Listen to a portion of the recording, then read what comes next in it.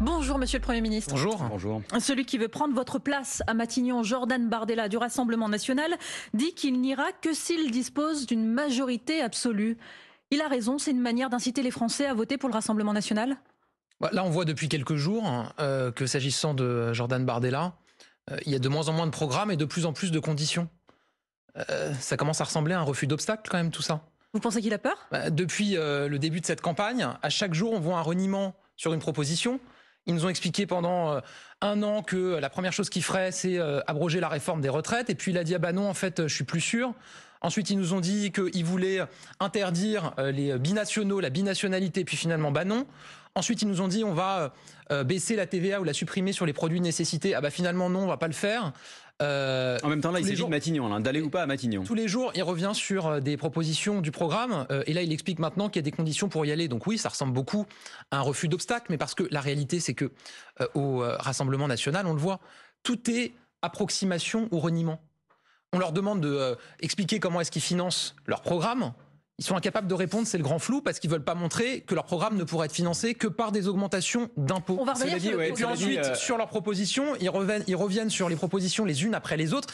Et en réalité, ils démontrent surtout une image très politicienne finalement. Il y a une élection qui arrive, finalement non, tout ce qu'on a dit comme étant la question qui est derrière, principe, comme tout ce qui est en nos lignes directrices, les sujets sur lesquels on s'est engagé, finalement ça vaut plus. La question qu'il y a derrière, c'est est-ce qu'on peut gouverner aujourd'hui de manière efficace avec cette majorité relative ? Vous en avez fait l'expérience. Moi, ça fait 5 mois que je suis Premier ministre avec une majorité relative. Je crois qu'il y a plus d'une vingtaine de textes de loi qui ont été adoptés par le Parlement. Il n'y a pas eu besoin de 49-3 pour ça, en travaillant avec des majorités différentes, des parlementaires, soit qui viennent de la gauche, soit qui viennent de la droite. Et encore une fois, la réalité, c'est qu'il y a beaucoup de flou, beaucoup d'approximations, beaucoup de reniements. C'est pour ça qu'il y a beaucoup d'inquiétudes, et d'inquiétudes notamment du monde économique. Regardez ce qui a été dit hier par l'AFEP, qui est l'association des grandes entreprises françaises. 2 millions de salariés. Ils ont fait, et c'est rare quand même qu'ils s'expriment, si les extrêmes arrivent au pouvoir, il y a un risque de décrochage durable de l'économie française. C'est 2 millions de salariés qui sont menacés.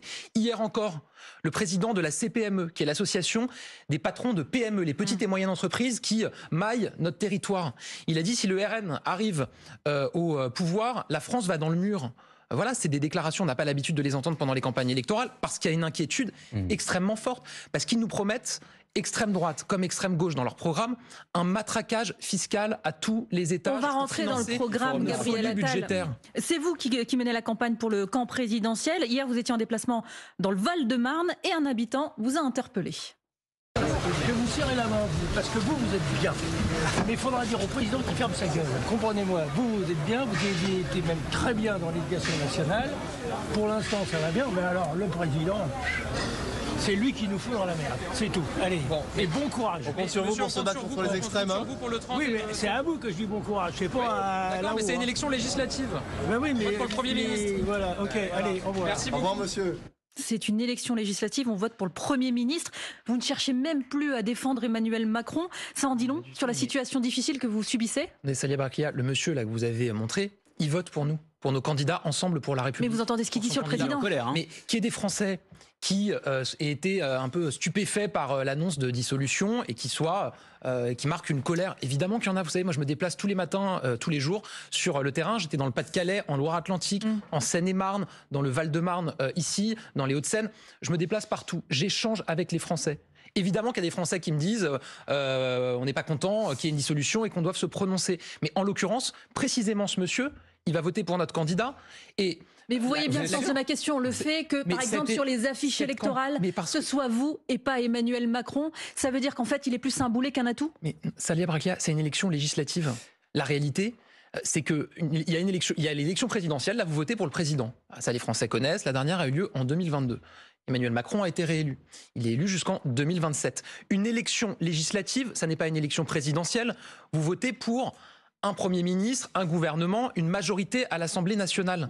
Quel que soit le résultat de l'élection, les 30 juin et 7 juillet, le président de la République sera encore président de la République. Oui, là, ce qui est demandé aux Français, c'est quel Premier ministre, quel gouvernement, quelle majorité. On voit que les alternatives qui sont aujourd'hui sur la table, c'est Jordan Bardella d'un côté avec le RN, qui revient chaque jour sur ses propositions, qui maintenant est plus tout à fait sûr, qui veut y aller, reniement, approximation. Et de l'autre, c'est Jean-Luc Mélenchon, avec un projet de fragilisation. Mais quand même avec les augmentations d'impôts. Avec la question de la manière dont se déroule cette campagne, parce que depuis l'annonce de la dissolution, on l'entendait encore ce matin sur France Info, les Français sont à cran et la décision du président de la République, c'est votre ministre de l'économie Bruno Le Maire lui-même qui le disait, ça a suscité non seulement de la colère, mais ça renforce le rejet. Les Français, ils ont la main.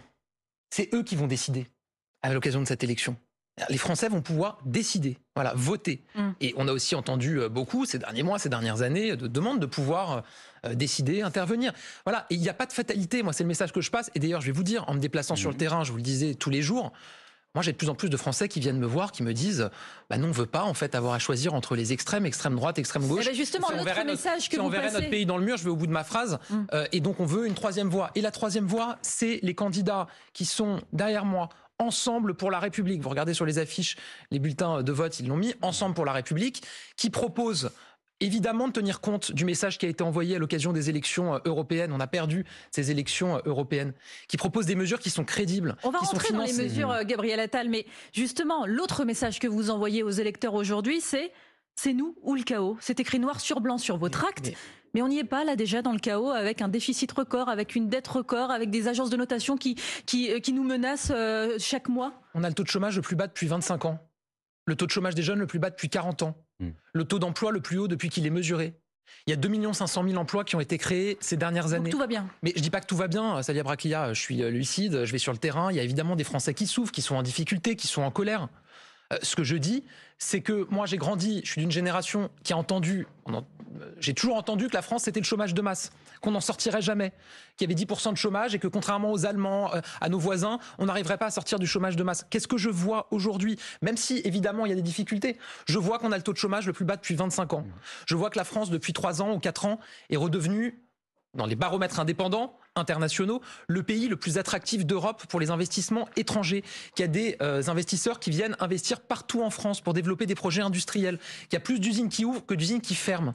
Et bien ce que je dis, c'est qu'effectivement, si les extrêmes arrivent au pouvoir, extrême droite ou extrême gauche, avec leurs projets de faillite économique, 300 milliards d'euros, 50 milliards d'euros de hausse d'impôts déjà annoncés pour cet été, et bien là, ça serait, je le dis, un carnage économique. Et qu'effectivement, on replongerait probablement la France dans le chômage de masse. Alors vous avez parlé de votre bilan, on va parler de vos propositions, on laisse passer le fil info, on vous retrouve juste après Gabriel Attal, le rappel des titres avec Thomas Giraudot à 8h40.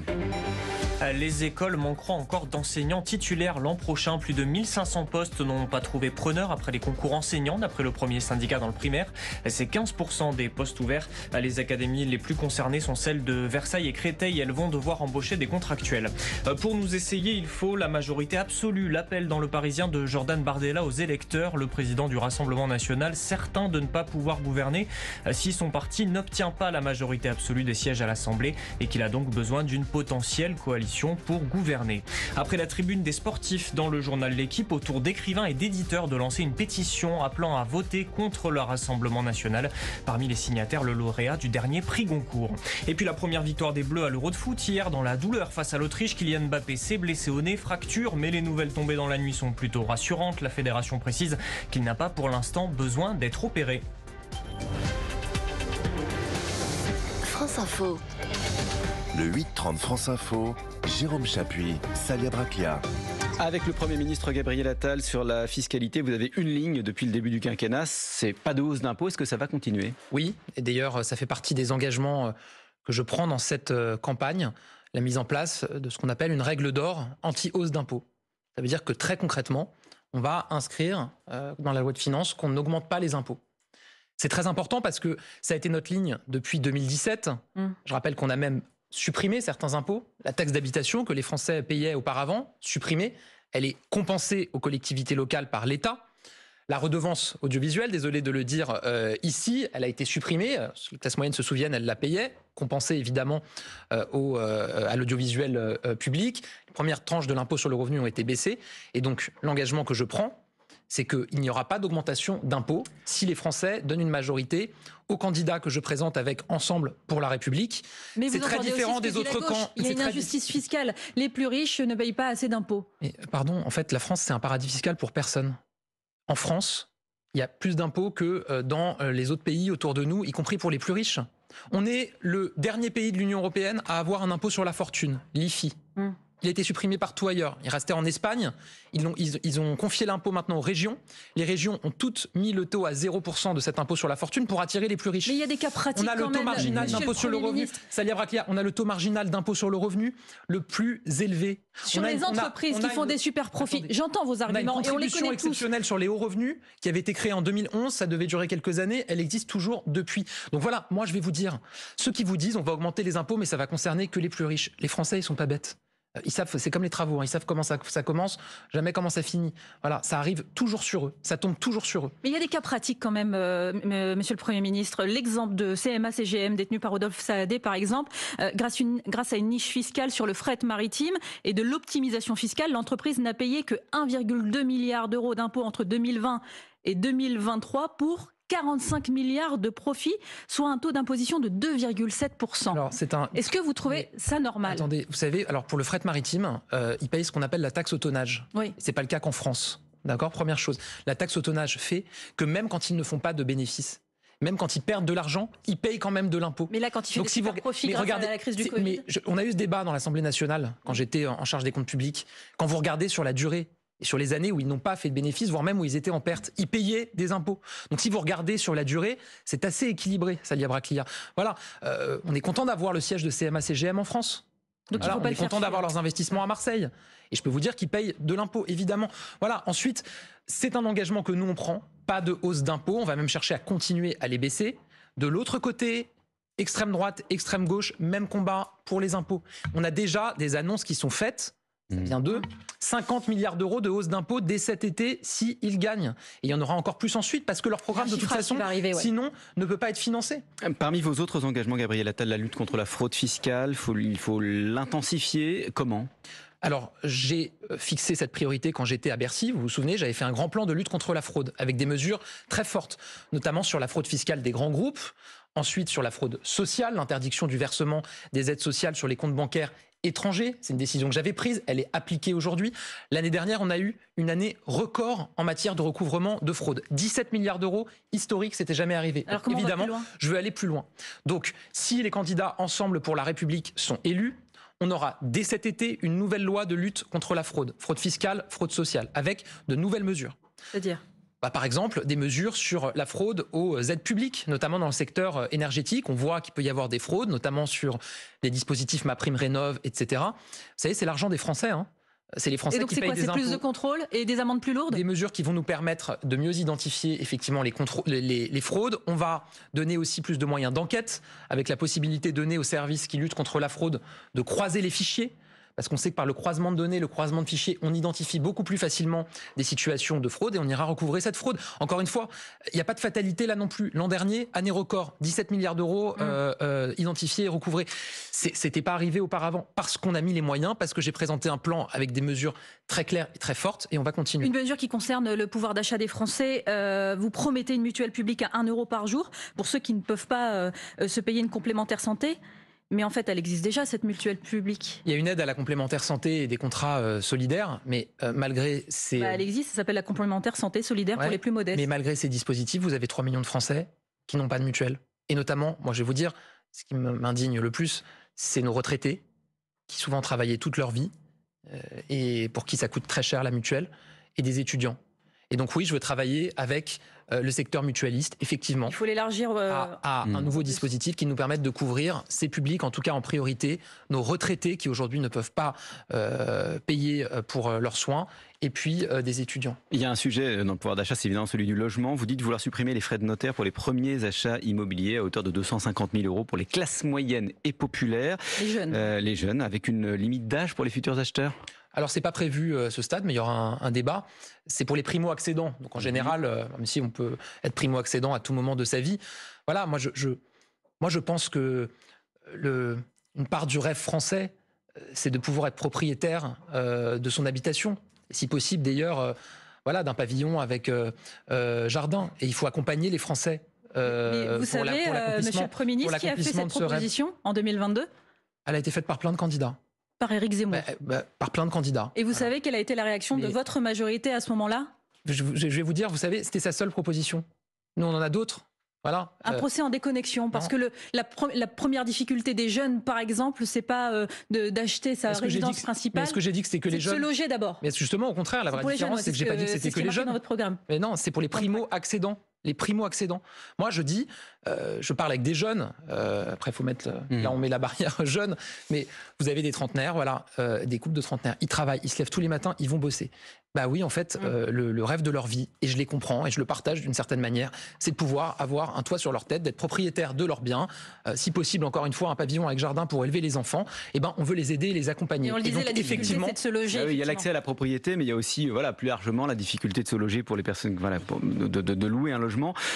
Sur la garantie, vous faites quoi? Comment? Sur les garanties. Il y a aujourd'hui une garantie Visale, notamment pour les jeunes, là, pour les aider, pour garantir. Ensuite, on travaille beaucoup, évidemment, avec le secteur du logement pour débloquer le secteur.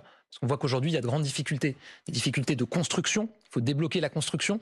Avec le ministre du Logement, Guillaume Kasbarian, on a pris un certain nombre de mesures pour simplifier, pour libérer la construction, pour faciliter la transformation de bureaux en logement, pour donner la possibilité à des Français qui ont, par exemple, une maison individuelle avec un grand terrain, qui veulent éventuellement construire une deuxième petite maison parce que leurs enfants ont grandi, parce qu'ils ont un parent en perte d'autonomie qu'ils veulent garder avec eux, construire une deuxième maison sur le terrain.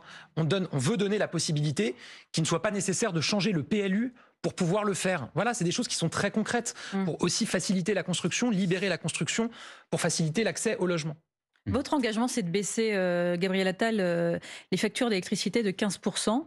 Pourquoi attendre l'hiver prochain? Pourquoi pas maintenant? Parce que nous, on n'est pas là pour faire croire aux Français que tout est possible tout de suite. Voilà.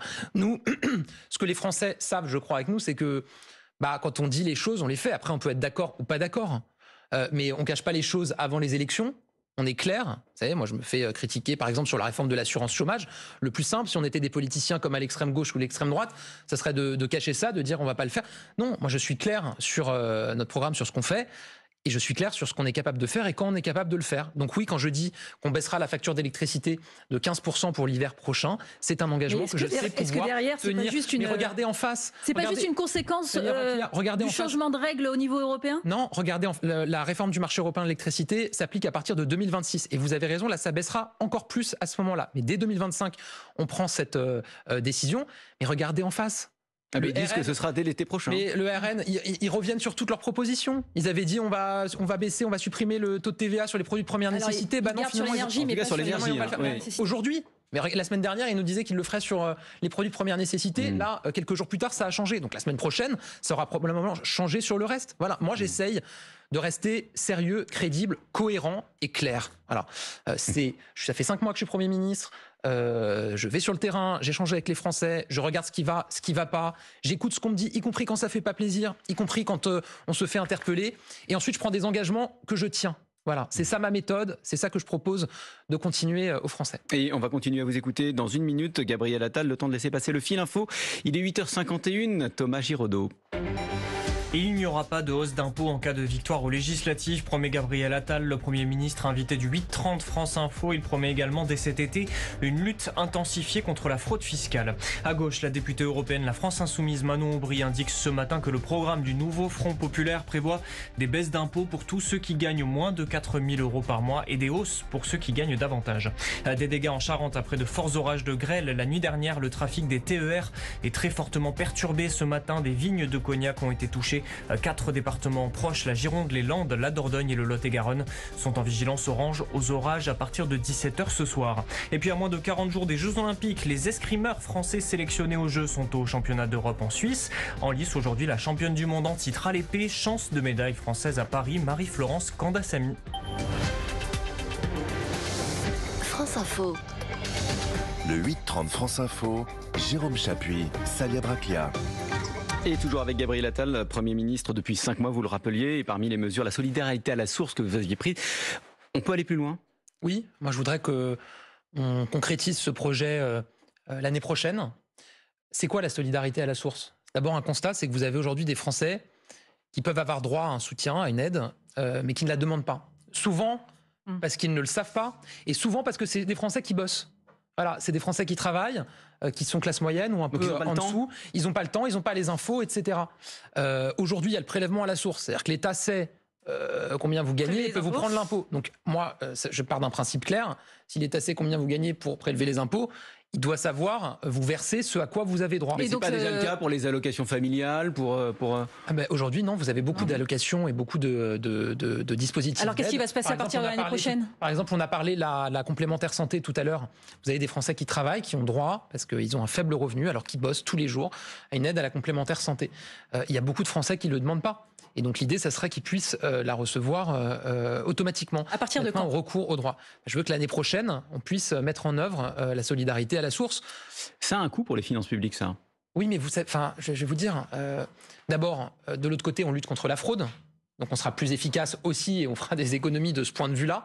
Et notre estimation, c'est que l'un compense l'autre. Aujourd'hui, le problème, c'est que vous avez des gens qui ont droit à des choses qui ne les reçoivent pas parce qu'ils ne le savent pas, et vous avez des gens qui n'ont pas droit à certaines choses, mais qui arrivent quand même à le recevoir. Il faut tout remettre au droit. Voilà. Et donc, à la fin, je peux vous dire que ça s'équilibre. Et puis, ensuite, moi, j'assume que s'il y a des dispositifs pour accompagner des Français, et notamment ceux qui travaillent, c'est pour qu'il puisse y avoir recours et qu'ils y aient droit. Donc la solidarité à la source, qui était une promesse de campagne d'Emmanuel Macron, verra le jour en 2025. C'est ce que vous nous annoncez ce matin. Si les Français votent pour les candidats Ensemble pour la République et qu'on a une majorité pour le faire. Bah non, mais je suis clair avec eux. Je veux dire, on se présente avec un programme et avec des candidats Ensemble pour la République partout en France qui permettent d'éviter la tenaille entre les extrêmes et les destructions massives. Ça bouge aussi, Monsieur le Premier ministre, du côté des discriminations. Là aussi, vous voulez aller plus loin. On vous écoute ? Moi, vous savez, ce qui me révolte, c'est que un nom, une couleur de peau, une adresse puisse vous priver d'opportunités en matière d'emploi, qui est ces discriminations. Et donc, moi, je souhaite qu'on puisse généraliser ce qu'on appelle le testing, c'est-à-dire qu'on va tester, notamment dans les grandes entreprises, avec des moyens publics, on va tester avec des envois de CV. Là, c'est plus les associations qui le font. Exactement, comparables. Et d'ailleurs, on va le faire avec elles.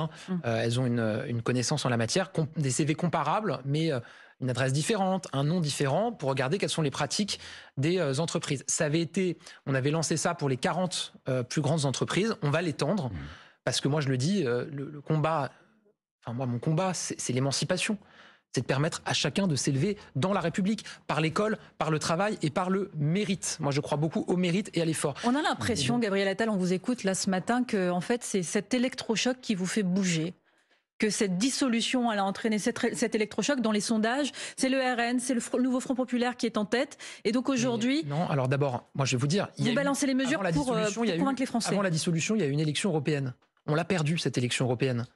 Donc évidemment qu'il y avait un message derrière ça et que sur un certain nombre de sujets, sur le pouvoir d'achat, sur la sécurité, on parle là ici de la lutte contre les discriminations, on nous a demandé quelque part aussi d'aller plus loin. Moi je me déplace sur le terrain, les Français me le disent. On en parle depuis tout à l'heure, Gabriel Attal. Sur de sondages, des sondages nationaux, alors qu'une élection législative c'est 577 élections dans des circonscriptions, ça n'a pas grand sens. Et si vous regardez ces sondages, on a déjà monté de plus de 5 points en une semaine. Mais vous restez à peu près 10 points derrière le nouveau Front Populaire et 15 points derrière le Rassemblement National. On a fait 14% aux européennes. Là, on est à 20% dans les sondages. 18, déjà, 20. En une semaine, on est 6 points au-dessus. Et ensuite, encore une fois. Mais tout à l'heure, vous avez dit le mot tenaille. Vous avez dit on est en. Enfin, c'est des élections législatives dans 577 circonscriptions. Ce qui fait dire à Jordan Bardella que son principal concurrent, ce n'est pas vous.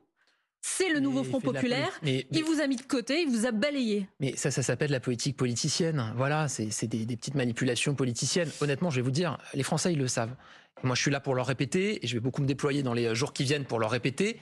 Il n'y a pas de fatalité au choix entre l'extrême droite et l'extrême gauche. Il y a un choix et un vote utile dès le premier tour pour éviter l'extrême droite, l'extrême gauche, éviter les hausses d'impôts, éviter les destructions d'emplois et avoir un projet qui regarde vers l'avenir. C'est les candidats Ensemble pour la République qui se présentent dans votre circonscription. Sauf qu'il est possible dans certaines des circonscriptions qu'il y ait au second tour un duel RN, nouveau Front Populaire. Vous, dans ces cas-là, vous faites quoi ? Mais Salia Braclia, je vois bien que tout l'univers médiatique essaye de nous dire et de nous faire croire. Non, mais il y a cette probabilité qui est forte. Fatalité. Je ne vais pas moi-même rentrer dans ce petit jeu qui consiste à essayer de faire croire que ce serait ça le choix. C'est pas le choix. Vous mettez un signe égal entre RN et Nouveau Front Populaire ? Je ne rentre pas là-dedans. Il y a un premier tour. Il y a un vote utile dès le premier tour pour éviter, encore une fois, extrême droite, extrême gauche, augmentation d'impôts, destruction d'emplois. C'est le vote pour les candidats Ensemble pour la République. Et on entend certains de vos ministres dire s'il y a un RN, Nouveau Front Populaire, moi je vote pas. Mais Salih Braclia, chacun s'exprime, vous savez, c'est pas l'armée des clones. S'il y en a qui veulent prendre des positions et s'exprimer, ils le font. Moi, je prends les positions, je suis chef du gouvernement, Premier ministre, je mène cette campagne et donc je vous le dis, il n'y a pas de fatalité. Il y a vous avez dit les extrêmes. Il y a un vote vous utile mettez un signe dès égal le ou pas premier tour. Il y a un vote utile dès le premier tour. Dans les deux cas, il y a un programme qui nous mènerait tout droit à la faillite. Mais encore une fois, il suffit de le lire. Entre 150 et 300 milliards d'euros de dépenses supplémentaires sans financement et le seul financement dont on nous vont parle. arriver cette semaine, vous le savez, Gabriel Attal, pour, je peux vous dire pour que chacune nous, on a des deux regardé. formations politiques. On a chiffré, on a regardé. Il y a des choses. D'ailleurs, les journalistes le font aussi. C'est pas moi qui dis qu'il y aurait 50 milliards d'euros de hausse d'impôts dès cet été. C'est le journal Les Échos. Voilà, c'est pas moi qui chiffre à 150 milliards d'un côté, 300 milliards de l'autre. Là aussi, c'est la presse économique. Et si les chefs d'entreprise, si les représentants des grandes entreprises, des petites et moyennes entreprises tirent la sonnette d'alarme, pour reprendre leurs mots, parce qu'ils craignent des destructions massives d'emplois et un décrochage économique, c'est parce que eux-mêmes voient l'impact que ça aurait sur leurs entreprises et sur leurs emplois. Enfin, on parle quand même des emplois et du boulot de ceux qui bossent, qui nous écoutent peut-être, qui sont dans leur voiture, qui demain, si on avait une crise économique à cause de l'arrivée des extrêmes au pouvoir, se retrouveraient probablement peut-être avec une perte de leur emploi. Une dernière question, Gabriel Attal. Est-ce que vous pensez... Est-ce que ça vous traverse l'esprit? Est-ce que vous y pensez en vous rasant le matin, comme on dit, d'une possibilité de de donner les clés de Matignon à Jordan Bardella? Est-ce que vous pensez à cette passation de pouvoir? Pourquoi est-ce que depuis le début de cette interview, systématiquement, vous donnez le sentiment qu'il y aurait une forme de fatalité à ce que les extrêmes arrivent au pouvoir? On dit que c'est une possibilité. C'est Emmanuel Macron qui a ouvert cette possibilité-là en dissolvant. Mais attendez, c'est les Français qui votent, c'est les Français qui décident. Est-ce que, si vous me demandez si je pense qu'il y a une majorité de Français qui souhaitent qu'il y ait les extrêmes au pouvoir, la réponse est non. Voilà, la réponse est non. Moi, je pense qu'il y a une majorité de Français. Moi, je pense qu'il y a une majorité de Français qui refusent d'un côté la stigmatisation de certains Français, le fait de dresser les Français les uns contre les autres, qui refusent ensuite avec la France insoumise le communautarisme, le retour du port du voile dans les écoles, ceux qui ont attaqué ma décision d'interdire. Il y a beaucoup de Français aussi qui disent mais pourquoi cette élection avait lieu? Et puis il y a des Français. Moi, je vais vous dire, il y a beaucoup de Français qui se disent voilà, nous on veut pas ça. Nous on est attachés aux valeurs de la République. On est attaché à notre économie, à nos emplois. Et donc, on va se mobiliser. Peut-être pas de gaieté de cœur, je vais vous dire. On n'est pas parfait, on n'a pas tout réussi. Il y a des réussites, il y a des échecs. Mais je vais vous dire, je pense qu'il y a une majorité de Français qui, quand même, se retrouvent derrière nos valeurs républicaines, notre économie, nos emplois, qui n'ont pas envie d'augmentation d'impôts et qui viendront voter pour les candidats Ensemble pour la République. Gabriel Attal, vous étiez l'invité de France Info ce matin.